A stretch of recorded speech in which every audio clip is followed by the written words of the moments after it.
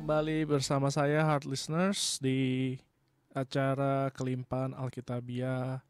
Saya Chang Lao She, host Anda. Hari ini saya mau ngomongin tentang sukses sejati. Nah, sebelum kita mulai, saya perkenalkan diri dulu. Saya bekerja sebagai perencana keuangan. Saya bukan pendeta, saya nggak punya gereja. Saya melayani di gereja namanya Jakarta City Blessing di Green Lake. Saya punya channel YouTube namanya Kelimpahan Alkitabiah. Saya juga punya IG namanya Kelimpahan Alkitabiah. Kalau misalnya teman-teman ada yang mau mendapatkan renungan harian, para pendengar mau dapat renungan harian, silakan follow saya punya YouTube atau IG saya. Terus kalau misalnya ada yang butuh bantuan dalam merencanakan keuangan, bantuan doa, atau punya pertanyaan seputar keuangan, atau mau memberi buat acara ini, silakan kontak ke 0819 3218 4218. Sekali lagi, jika Anda mau bantuan doa atau ada pertanyaan atau Anda mau memberi kepada acara ini, silakan kontak ke 0819 3218 4218. Oke, nah hari ini kita punya tema adalah sukses sejati. Waktu saya ngomong kata sukses, apa nih yang biasanya orang pikirin? Umumnya orang kalau ngomongin kata sukses nih pasti mikirnya nih soal duit. Seolah-olah sukses itu selalu kaitannya dengan duit. Apakah betul? Nah, hari ini kita mau pelajarin ini nih. Nah, jadi sebetulnya apa sih yang namanya orang yang sukses itu? Orang yang sukses itu adalah orang yang disertai oleh Allah. Nah, kita lihat ayat ya. Lihat di Kejadian 39 ayat 2. Kejadian 39 ayat 2.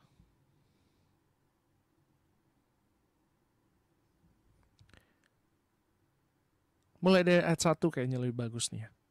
Adapun Yusuf telah dibawa ke Mesir dan Potifar, seorang Mesir pegawai istana Firaun, kepala pengawal raja, membeli dia dari tangan orang Ismail yang telah membawa dia ke situ. Tetapi Tuhan menyertai Yusuf, sehingga ia menjadi seorang yang selalu berhasil dalam pekerjaannya. Nah, ini dalam bahasa Inggris nih lebih jelas nih. Bahasa Inggris bilang gini, The Lord was with Joseph. Tuhan beserta dengan Yusuf, and he was a prosperous man. Dan dia adalah seorang yang sukses.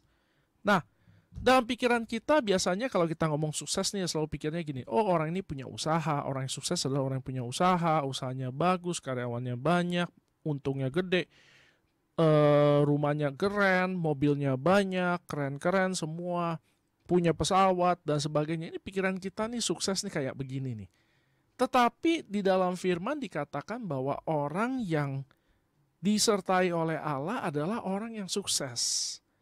Nah, saya mau tekankan ini malam hari ini karena ini sangat penting. Jadi orang-orang kalau dia sudah percaya Yesus, di mata Tuhan dia adalah orang yang sudah sukses. Sekali lagi, orang yang percaya kepada Yesus, di mata Tuhan dia adalah orang yang sudah sukses. Kok bisa begitu? Karena Yesus itu waktu mati buat manusia, dia memberikan paket keselamatan. Nah, paket keselamatan itu tuh yang namanya sukses kalau kita sudah punya. Jadi, kalau orang ngomong sukses itu cuma dari segi uang, ini sebetulnya mengecilkan kata sukses itu. Karena sukses itu bukan berarti kita cuma punya uang doang. Enggak, kita punya segala sesuatu. Apa aja sih yang orang harusnya punya? Oke, dia perlu punya yang namanya dari segi fisik dulu nih. Dia perlu punya yang namanya uang. Betul. Habis itu dia perlu punya yang namanya kesehatan. Habis itu dia perlu punya yang namanya hubungan baik. Itu dari segi fisik. Dari segi jiwanya, dia perlu punya damai sejahtera, dia perlu punya sukacita. Dan di dalam rohnya dia punya kebenaran yang Tuhan Yesus kasih. Ini baru namanya orang sukses. Nah, waktu kita percaya Tuhan Yesus, sebetulnya ini semua kita sudah punya nih. Satu paket lengkap ini semua kita sudah punya di dalam Tuhan Yesus nih. Kita sudah punya. Ketika kita percaya Tuhan Yesus, artinya kita ada orang yang sudah sukses. Nah, kita bayangkan si Yusuf. Yusuf ini kan dia seorang budak dijual sama kakak-kakaknya nih. Waktu itu budak itu mereka dimasukin ke kerangkeng, habis itu mereka dibawa ke satu pasar. Nah, waktu di pasar itu mereka dibugilin. Kenapa? Supaya orang bisa lihat nih orang ini punya sakit atau cacat atau apa segala macam. Setelah itu orang baru bakal nawar nih. Jadi Yusuf itu adalah seorang budak. Dia ditawar, ditelanjangi, dipermalukan. Tetapi karena Allah beserta dengan dia, dia dianggap sukses. Nah, jadi pemikiran kita ini kita perlu benar-benar rubah. Orang yang sukses adalah orang yang disertai oleh Allah. Karena kita orang Kristen, di dalam kita ada Tuhan Yesus, berarti kita adalah orang yang sudah sukses. Sudah sukses, saya ulangi berkali-kali nih supaya pada dengar nih. Sudah sukses, sudah sukses, sudah. Terus kita harus ngapain dong? Ya percaya aja. Nah, orang suka pikir gini nih, oh saya sudah sukses tapi kenapa rekening saya isinya cuma segini? Ini berarti kita belum mengerti arti kata sukses itu. Orang-orang paling kaya di dunia kalau mereka nggak kenal Yesus, mereka kalau mati masuk neraka. Kita nih orang-orang yang paling miskin sekalipun asal kita punya Tuhan Yesus, kalau kita mati kita masuk surga. Kita ini adalah warga negara surga. Kita punya level udah jauh lebih tinggi daripada orang-orang dunia. Mau sehebat apapun mereka, mau seluar biasa apapun bisnis mereka, mau sewah apapun gaya hidup mereka, kita sudah lebih tinggi levelnya. Kita ini adalah warga negara surga. Di dalam kita berdiam Tuhan. Jadi kita adalah orang yang sudah sukses. Kenapa? Karena Tuhan Yesus menyertai kita sepanjang masa selamanya. Kita bisa baca ini di Matius 28 ayat 20 nih. Matius 28 ayat 20. Saya bacakan saja. Ini ayat yang bagus sekali. Matius 28 ayat 20. Yang bagian B. Dan ketahuilah aku menyertai kamu senantiasa sampai kepada akhir zaman. Saya pingin kata-kata ini benar-benar nyerap dulu nih ke dalam kita nih. Tuhan Yesus menyertai kita sampai sepanjang zaman. Tuhan Yesus menyertai kita sampai sepanjang zaman.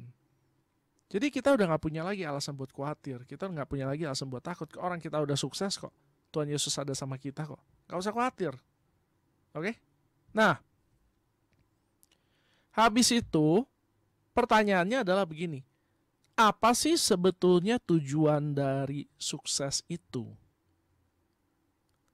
Nah, waktu kita itu menjadi orang percaya, kita menjadi orang percaya itu artinya kita menjadi murid Kristus. Ada orang yang menyadari bahwa dia itu adalah murid Kristus, ada orang yang enggak.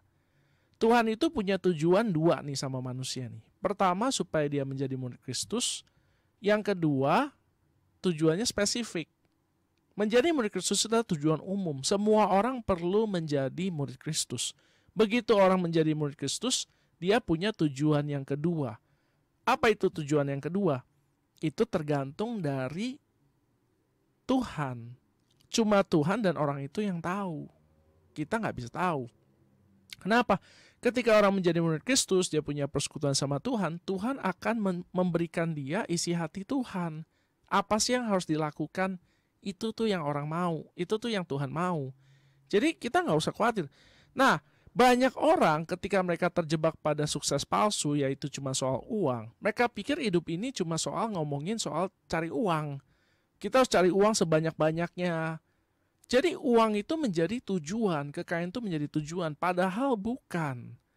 Ketika orang menjadikan uang sebagai tujuan hidup, hidupnya biasanya nanti kacau. Nah, orang itu perlu mengerti nih, yang namanya hidup yang sukses. Jadi ini hidup yang sukses, yang tadi kan orang yang sukses, ini hidup yang sukses. Hidup yang sukses itu adalah kalau orang itu berhasil menggenapi tujuan ilahi yang sudah Tuhan berikan kepada dia. Kalau ada yang masih ingat, minggu lalu saya ngomong soal tujuan ilahi. Jadi kaya itu perlu tujuan ilahi. Kalau enggak nanti jadi ngawur hidupnya. Nah, orang yang sudah sukses ini, dia dikatakan hidupnya kalau berhasil, kalau misalnya dia berhasil menggenapi tujuan ilahi yang sudah Tuhan tetapkan di dalam hidupnya. Tujuan khusus itu maksudnya tujuan ilahi. Nah, orang nggak sadar. Orang nggak sadar. Kenapa orang nggak sadar? Karena mereka nggak bersekutu sama Tuhan. Jadi orang perlu mengerti nih. Oh, saya ini adalah murid Kristus. Maksudnya murid Kristus apa sih? Di dalam firman dikatakan murid Kristus itu kalau bahasa aslinya namanya matetes. Matetes itu artinya pemagang. Artinya orang yang ngikutin Tuhan terus. Ngikutin Kristus terus. Jadi kita ini adalah orang yang ngikutin Kristus terus tuh. Baru kita disebut sebagai murid Kristus. Nah, ketika kita ngikutin Tuhan terus, Tuhan akan menyingkapkan kepada kita suatu tujuan ilahi yang perlu kita lakukan di dalam hidup kita. Nah, waktu itu kita lakukan, kita genapi, baru kita menjadi orang sukses yang berhasil. Jadi secara umum nih, begitu kita menjadi orang Kristen, kita sudah sukses nih. Sudah sukses. Tapi ada sukses gagal, sukses berhasil.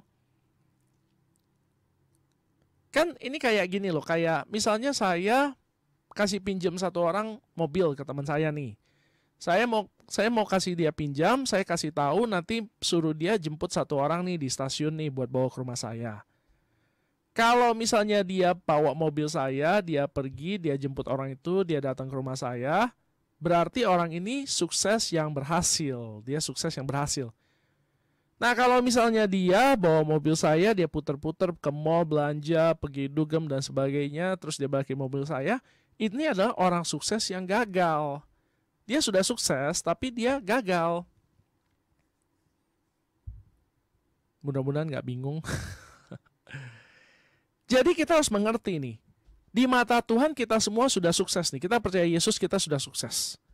Tapi sukses itu ada tujuan ilahinya. Tujuan ilahinya itu adalah menggenapi apa yang Tuhan mau nih dalam hidup kita.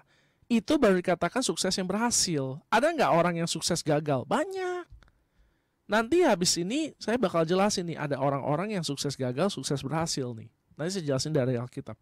Nah, jadi penting untuk kita mengerti nih. Penting untuk kita mengerti sebelumnya bahwa Tuhan itu punya tujuan ilahi buat setiap dari kita.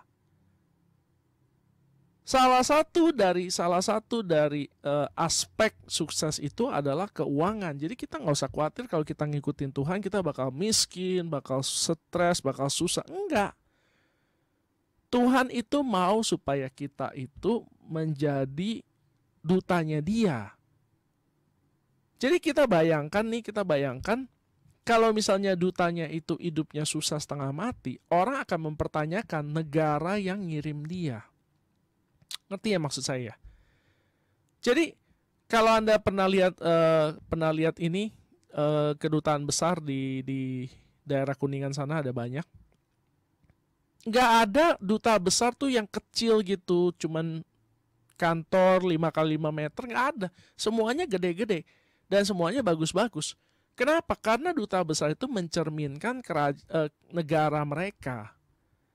Jadi kalau misalnya negara mereka negara miskin, duta besarnya itu akan kelihatan miskin. Tapi kalau negaranya kaya, duta besarnya akan kelihatan kaya. Nah, kita adalah duta besarnya Allah. Artinya Tuhan mau kita itu kasih tahu orang-orang bahwa ngikut Tuhan itu benar, ngikut Tuhan itu baik, ngikut Tuhan itu dapat sukses sejati. Jadi nggak mungkin Tuhan itu mau duta-dutanya ini hidupnya miskin. Tetapi sukses itu bukan cuma ngomongin soal duit. Sukses itu ngomong soal segala macam hal. Dan yang paling penting itu adalah bicara soal dia punya roh, dia punya jiwa. Rohnya itu sudah benar, dan jiwanya itu punya damai sejahtera dan sukacita. Dan orangnya itu hidup ini secara benar, bukan hidupnya serampangan. Ini adalah duta besar yang dikehendaki Allah. Tentu saja Tuhan juga memberikan kita kesehatan dan berkat jasmani lainnya, termasuk uang. Jadi ini adalah duta besar yang ideal di mata Tuhan. Nah, kita ini punya tujuan nih. Jadi kita sebagai duta besar yang Tuhan Yesus ini nih, kita punya tujuan ilahi ini nih. Kan kita sudah diperlengkapi dengan segala sesuatunya ini. Tuhan mau kita memakai perlengkapan yang kita sudah berikan itu untuk memberitakan namanya. Untuk menjadi duta besar yang sukses. Itu tuh yang Tuhan mau. Jadi setiap duta besar itu dikirim oleh negaranya itu untuk tujuan khusus. Misalnya terimain orang-orang mau datang kerja, mau pindah ke sana, urusan pernikahan, dan sebagainya. Nah, itu kerjaannya duta besar. Duta besar juga menyampaikan dia pendapat negara yang dia wakili kepada negara yang dia tempat tinggal. Maksudnya ketika misalnya Amerika punya sikap terhadap pemerintah Indonesia, maka itu akan disampaikan lewat duta besarnya. Jadi kita harus mengerti nih bahwa kita ini hidup bukan buat diri kita sendiri lagi, tapi kita hidup buat Tuhan. Karena itu makanya karena kita merepresentasikan Tuhan, kita perlu mengerti yang namanya sukses sejati. Asal kita penting aja buat diingat bahwa kita ini adalah sudah orang yang sukses di mata Tuhan. Nah, kita cuma perlu mengerti bahwa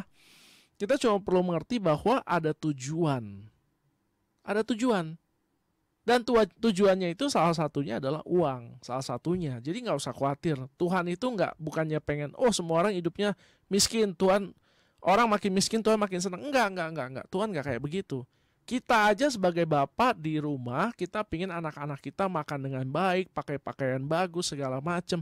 Apalagi Bapak kita di surga yang benar-benar mengasihi kita, yang kasihnya nggak bisa dibandingkan dengan kasih kita kepada anak kita di rumah.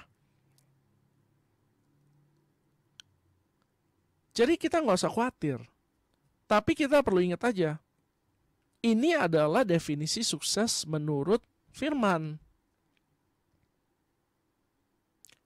Sampai sini dulu. Kalau ada pertanyaan, mau tanya, boleh WhatsApp ke 0855 885 1006 atau bisa lewat Heartline Network, komen di sana. Ini ada live streaming. Oke, kita break dulu.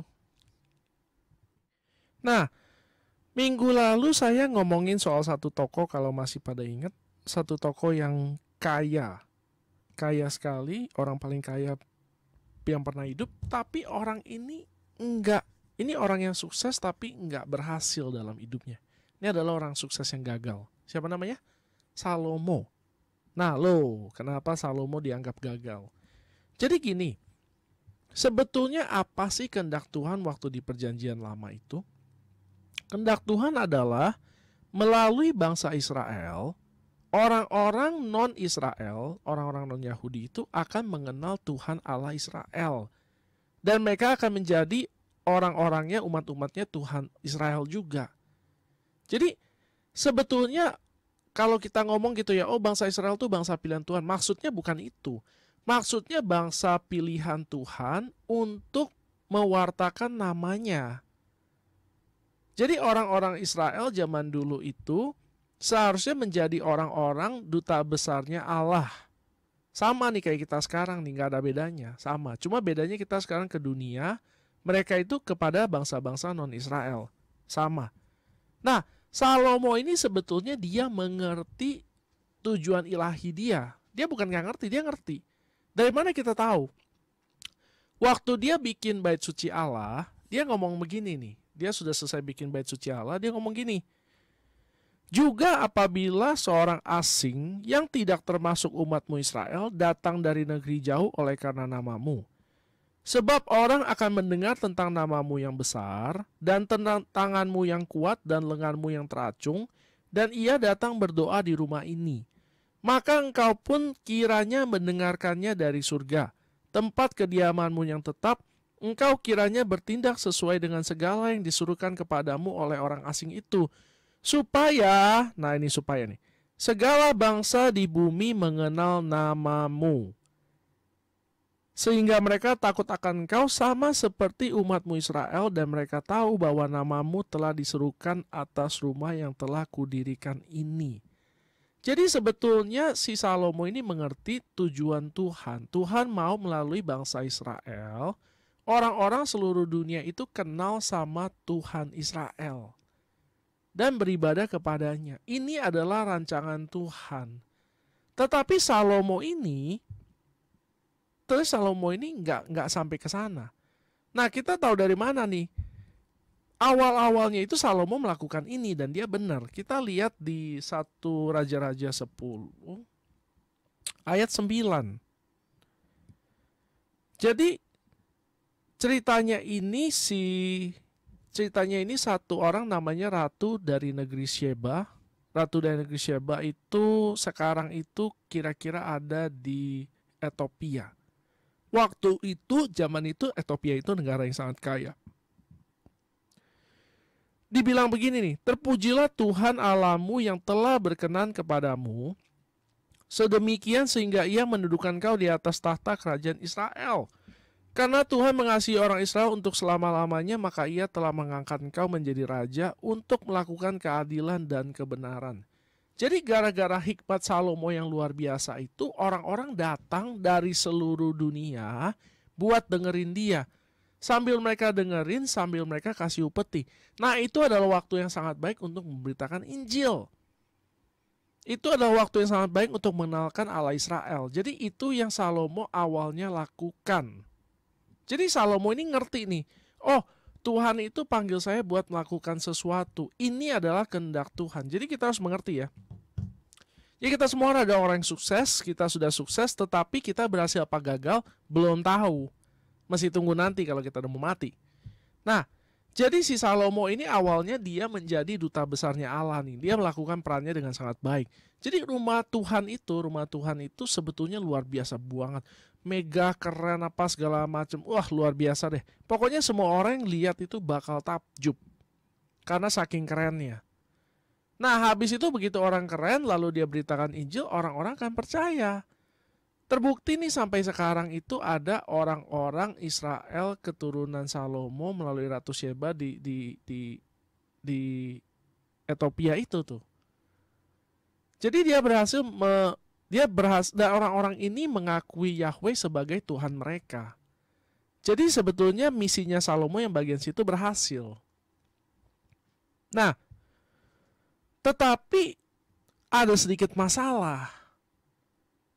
Si Salomo ini dia punya banyak istri. Waktu dia tua, dia mencondongkan hatinya kepada Allah-Allah istrinya, dewa-dewa itu tuh. Jadi awalnya harusnya melalui dia semua orang-orang itu justru kenal sama Tuhan. Ini terbalik nih, karena dia sudah tua, hatinya tercondong sama istri-istri yang dia punya itu. Masing-masing itu tuh bikin dia itu jadi apa ya namanya? Jadi bingung. Jadi bingung kan karena dia cinta sama mereka, akhirnya dia melakukan aja apa yang istrinya suruh nih. Nah, kita lihat di 1 Raja-Raja 11 ayat 5 sampai 8. 1 Raja-Raja 11 ayat 5 sampai 8. Demikianlah Salomo mengikuti Asitoret, dewi orang Sidon, dan mengikuti Milkom, dewa kejijikan sembahan orang Amon. Dan Salomo melakukan apa yang jahat di mata Tuhan, dan ia tidak dengan sepenuh hati mengikuti Tuhan seperti Daud ayahnya. Pada waktu itu Salomo mendirikan bukit pengorbanan bagi Kamos, dewa kejijikan sembahan orang Moab, di gunung di sebelah timur Yerusalem, dan bagi Molok, dewa kejijikan sembahan Bani Amon. Demikian juga dilakukannya bagi semua istrinya orang-orang asing itu, yang mempersembahkan korban ukupan dan korban sembelihan kepada Allah-Allah mereka. Jadi kita harus ngerti nih, Salomo ini adalah orang yang sudah sukses. Dia sukses bukan karena dia kaya nih. Dia kaya, dia sukses, dia punya uang, dia hebat, dia punya hikmat, tetapi hatinya berubah. Padahal tadinya udah benar nih, dia udah lewat dia itu orang-orang nih kenal nih sama Allah Israel nih. Nah, entah bagaimana, nggak jelas juga dia tiba-tiba condong hatinya kepada istri-istrinya, dan istri-istrinya ini yang bikin dia itu jadi geser dia punya Allah. Jadi dia itu tidak memiliki ketetapan hati, akhirnya dia ikut aja. Pokoknya istri-istri saya nyembahnya beginian, ya udah saya ikut aja lah, nggak ada masalah. Nah akhirnya akhir dari hidup Salomo adalah banyak lawan-lawan yang melawan dia, dan padahal sebelumnya itu di zaman Salomo sama sekali nggak ada perang. Tetapi di akhir hidupnya itu banyak orang itu melawan dia, dan akhirnya dia mati muda. Salomo itu waktu dia jadi raja dia umur 12 tahun, dan dia memerintah selama 40 tahun, jadi dia meninggal umur 52 tahun. Dia muda sekali. Padahal seharusnya kalau misalnya dia tetap berketetapan hati untuk terus-menerus ikut Tuhan sesuai dengan rencana ilahi itu, dia nggak akan kayak begini nasibnya. Nah akhir hidupnya itu dikatakan bahwa dia itu jahat di mata Allah. Padahal orang ini adalah keturunan Daud yang begitu luar biasa sama Tuhan.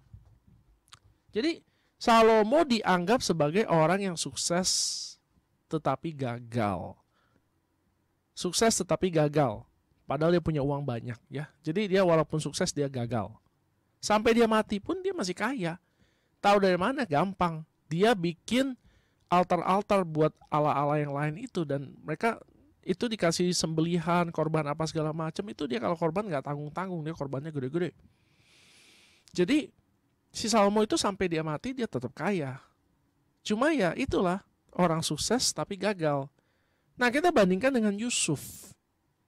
Yusuf ini adalah model orang yang berhasil. Dia sukses yang berhasil. Dia orang sukses dan dia berhasil. Bagaimana bisa seorang budak gak punya apa-apa, bahkan ditelanjangi, dipermalukan, dianggap sukses karena dia punya Tuhan. Tuhan menyertai dia. Nah, dia juga mengerti bahwa dia punya tujuan ilahi. Di mana kita bisa lihat? Kita lihat di Kejadian 45. Kejadian 45 ayatnya yang ke-7. Maka Allah telah menyuruh aku mendahului kamu untuk menjamin kelanjutan keturunanmu di bumi ini dan untuk memelihara hidupmu. Ini kalau bahasa Inggris lebih jelas. And God sent me before you to preserve a posterity in the earth and to save your lives by a great deliverance. Jadi untuk selamatin nyawanya orang-orang itu. Nah, kita harus ngerti nih. Jadi ini adalah orang yang sukses, sama-sama sukses, dan dia mengerti tujuan ilahi dan dia mencapainya. Jadi dia mengerti bahwa Tuhan mengirimkan dia ke Mesir supaya dia mempersiapkan jalan, supaya keluarganya selamat. Waktu itu ada kelaparan di seluruh dunia. Seluruh dunia, bukan cuma di Mesir, bukan cuma di Israel, seluruh dunia. Lalu waktu dia dengar mimpi yang 7 tahun akan ada 7 tahun kelimpahan dan 7 tahun kesusahan, dia beritakan kepada Fir'aun. Fir'aun langsung menjadikan dia sebagai gubernur. Kalau Alkitab bilangnya gubernur, tapi ini kayak perdana menteri. Zaman sekarang ini kayak perdana menteri. Sampai bukan cuma sekedar dijadikan perdana menteri, semua kuasa diberikan kepada Yusuf. Kenapa bisa begitu? Karena dia mengerti dia punya tujuan ilahi dan dia melakukannya. Kalau dia nggak mengerti tujuan ilahi dia, waktu dia di rumah Potifar, si tante Potifar cantik, seksi, ngajak dia enggak, dia iya aja. Tetapi dia bilang begini, bagaimana bisa saya melakukan dosa ini di hadapan Tuhan? Dia mengerti bahwa dia punya tujuan ilahi, oleh karena itu dia nggak pakai hidupnya untuk hal-hal yang nggak benar. Dia pakai hidupnya untuk yang hal-hal yang benar doang. Jadi waktu dia dikasih pencobaan, dia nggak mau karena dia punya tujuan ilahi, sesuatu yang dia pertahankan, akhirnya dia masuk penjara. Tetapi di dalam penjara pun dia nggak kehilangan pengharapan sama Tuhan. Dia tetap percaya bahwa ada satu tujuan ilahi. Nah, kapan tujuan ilahi itu diberikan sama dia? Waktu dia bermimpi. Ketika dia bermimpi bahwa karung-karung gandum kakaknya akan menyembah dia, lalu matahari, bulan, dan 11 bintang menyembah dia, dia sudah mengerti bahwa ada satu tujuan khusus yang Allah inginkan dari hidup dia. Nah, waktu dia mulai pergi ke Mesir, lalu dia melihat semua ini, dia semakin mengerti, dan begitu dia ditunjuk menjadi Perdana Menterinya Mesir, barulah dia lihat, oh ternyata ini semua memang bikin saya ke arah sini. Nah, ini adalah apa yang Yusuf pikir. Nah, Yusuf itu bukan cuma sekedar dia orang yang sudah sukses, karena Allah mengasihi dia, karena Allah beserta dengan dia, tetapi dia juga mengerti dia punya tujuan ilahi dan dia hidup buat itu. Akhirnya ketika Yakub itu mati, Yakub papanya Yusuf mati, semua saudaranya takut sama Yusuf. Karena mereka lah yang menjual Yusuf. Mereka yang menjual Yusuf, tapi Yusuf bilang begini, jangan khawatir, walaupun kalian dulu niatnya jahat, Tuhan bikin jadi baik. Justru nih gara-gara begini nih, keluarganya si Yakub ini bisa selamat 70 orang. Semua selamat, semua berkat si Yusuf yang mereka jual itu. Nah, ini adalah orang yang mengerti bahwa dia punya tujuan ilahi. Lalu setelah selesai dia terus mati umur 110 tahun, 2 kali lipat umur Salomo. Dia mati dengan megah. Salomo mati dengan keadaan menyedihkan, Yusuf mati dengan keadaan sangat megah. Dia bahkan bisa melihat keturunannya yang keempat. Jadi kita harus bayangkan nih ya, Tuhan itu mencari duta besar orang-orang itu yang dia bisa percaya, dia bisa limpahin kekuatan, tapi orang-orang ini mesti stick to the plan. Orang-orang ini mesti sesuai sama tujuan yang Allah sudah tetapkan. Tuhan itu mencari orang-orang yang bisa dia pakai, orang-orang yang mau dia limpahkan kekuatannya. Nah, orang-orang ini adalah orang-orang yang perlu setia. Ini ketika kita menjadi orang setia, kita akan menjadi orang sukses yang berhasil. Kriteria untuk orang itu bisa mengalami sukses sejati itu adalah dia perlu setia. Saya pernah sekali pergi ke Israel. Saya lihat di Israel itu negara yang bagus banget. Jadi negaranya negara kecil. Tanahnya itu tidak subur sama sekali, tetapi mereka menghasilkan tanaman-tanaman yang luar biasa. Terong mereka itu bisa 4-5 kali lipat lebih besar daripada terong kita. Tomatnya juga demikian dan lain-lainnya. Bahkan kacangnya 2 kali lipat lebih besar. Nah, saya menarik 2 kesimpulan bagaimana mereka bisa sangat diberkati. Tetapi saya cuma mau ceritain bagian pertama doang. Yang pertama itu, dan yang menurut saya paling penting adalah mereka sangat mengerti mereka itu siapa. Kalau kita mau jadi orang setia, kita pertama harus mengerti kita ini siapa. Setelah kita tahu kita siapa, kita baru bisa putuskan kita mau setia apa enggak. Nah, kita harus mengerti bahwa kita ini adalah orang-orang yang sudah Tuhan Yesus tebus. Dan demikian menjadikan kita orang yang sudah sukses. Nah, supaya kita bisa sukses dengan berhasil, kita mesti menjadi orang yang setia. Nah, tapi pertama-tama sebelum setia, kita harus benar-benar percaya terlebih dahulu bahwa kita ini adalah orang yang sudah sukses. Kita lihat ketika di dalam Kejadian 39 ayatnya yang ketiga.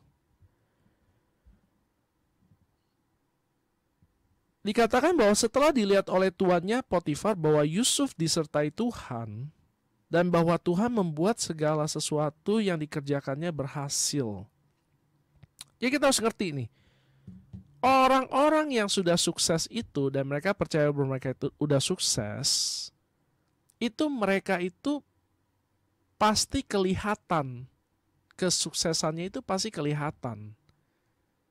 Nah, ketika mereka mengerti bahwa mereka ini adalah orang yang sukses, mereka sudah percaya, mereka mengerti bahwa mereka punya tujuan ilahi, mereka perlu setia.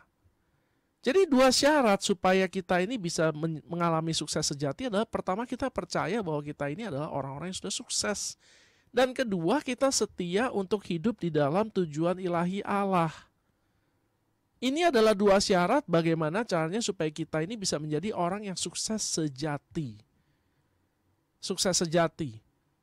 Oke, kita mau break dulu. Sebelum kita break, kalau mau WhatsApp, mau tanya, boleh kontak ke 0855 885 1006. Atau boleh WhatsApp atau boleh komen di Heartline Network di YouTube Heartline Network. Oke, kita break dulu sebentar. Oke. Nah, jadi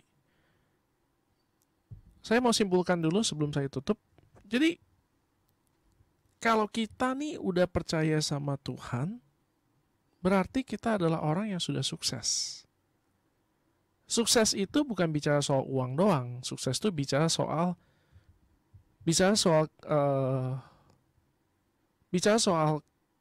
tubuh, jiwa, roh.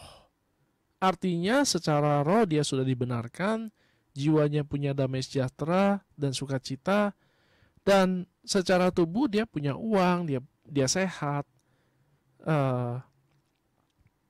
Ini adalah namanya sukses sejati. Nah, tetapi ini perlu diimbangi dengan kita berhasil melakukan tujuan ilahi yang Tuhan sudah tetapkan buat setiap dari kita. Kalau enggak, kita akan menjadi orang sukses yang gagal. Orang sukses itu perlu menjadi orang sukses yang berhasil. Bukan cuma sekedar sukses doang, tapi berhasil. Nah, untuk itu kita perlu punya persekutuan sama Tuhan. Kalau kita punya persekutuan sama Tuhan, kita baru bisa tahu tujuan ilahi yang Tuhan ciptakan kita itu untuk apa. Nah, sekarang saya mau sharing sedikit tentang hidup saya. Saya tidak mengkategorikan hidup saya sebagai sukses, udah sukses banget. Enggak. Saya nggak berani bilang begitulah. Pokoknya menurut saya melakukan apa yang Tuhan kehendaki. Nah, jadi waktu dulu itu tahun 2008, saya tanya sama Tuhan. Jadi saya waktu itu kerjain macam-macam, nggak banyak ada hasil lah, nggak banyak ada hasil. Terus saya tanya sama Tuhan, Tuhan saya harus kerja apa? Lalu Tuhan kasih tahu saya suruh kerja di sekolah. Ya udah, saya kerja di sekolah, saya jadi guru. Tapi kalau teman-teman tahu waktu zaman itu kalau kerja jadi guru itu gajinya nggak terlalu oke, nggak kayak sekarang lah. Sekarang jauh lebih baik kayaknya. Nah waktu itu nggak terlalu oke. Jadi maksudnya ya sekedar cukup aja lah. Tetapi nggak tahu bagaimana Tuhan memberkati. Lalu saya bisa pakai uang itu buat beli rumah. Jadi Tuhan kasih les lah, apalah segala macam. Saya cari murid nggak terlalu susah lah. Nah habis itu rumahnya itu saya udah beli. Terus udah gitu berapa bulan kemudian saya beli lagi. Nah habis itu waktu saya jual, itu harganya sudah naik, saya dapat uang banyak. Jadi boleh katakan waktu itu saya menjadi guru yang paling kaya di mana tempat saya ngajar. Jadi sebetulnya uang itu bukan yang saya cari. Sama juga kita harusnya nggak mencari uang di dalam hidup. Harusnya kita cari itu sebetulnya adalah kehendak ilahi itu tuh. Tetapi waktu kita melakukan kehendak ilahi itu, uang itu akan datang. Nah, seperti yang saya sudah jelaskan sebelumnya, uang itu fungsinya itu yaitu buat kita menjadi berkat. Jadi bukan cuma sekedar kita, hidupnya lebih baik, punya rumah lebih besar, mobil lebih keren. Enggak. Pokoknya Tuhan itu perlu mengembangkan kerajaannya di dunia ini dan itu perlu uang. Jadi waktu saya melakukan kehendak Tuhan itu entah bagaimana justru pekerjaan saya diberkati. Saya banyak lesin dan sebagainya, terus investasi saya jalan, bagus sekali. Nah, sekarang ini saya merasa bahwa Tuhan panggil lagi saya buat ngajar nih. Nah jadi makanya kenapa saya ngomong di radio dan ada di YouTube itu, saya dipanggil sama Tuhan buat ngajar lagi, tapi bukan lagi ngajar pelajaran. Sekarang saya ngajar firman. Jadi ini adalah apa yang Tuhan panggil saya untuk lakukan. Saya percaya bahwa ini yang sekarang saya lakukan ini adalah apa yang Tuhan panggil saya untuk lakukan. Jadi walaupun ini bukan sesuatu yang mudah, tetapi saya mau lakukan. Karena ini adalah tujuan ilahi yang Tuhan berikan kepada saya. Nah, tujuan hidup Bapak Ibu apa? Apa yang sudah Tuhan taruh? Kalau kita belum tahu, nggak ada masalah. Ambil waktu bersekutu sama Tuhan terus, lama-lama kita bakal tahu. Itu aja dari saya. Sebelum saya mau tutup, saya mau ingetin lagi, saya punya channel YouTube, tolong di subscribe, Kelimpahan Alkitabiah. Saya juga punya IG, namanya Kelimpahan Alkitabiah, jangan lupa di follow. Terus kalau ada yang punya pertanyaan, ada yang mau tanya soal materi malam ini, soal apapun juga, atau ada yang butuh untuk dibantu bikin perencanaan keuangan, atau ada yang butuh bantuan doa, atau ada yang mau memberi untuk siaran ini, silakan kontak ke 081932184218. Sekali lagi 081932184218. Oke, itu aja dari saya. Tuhan berkati.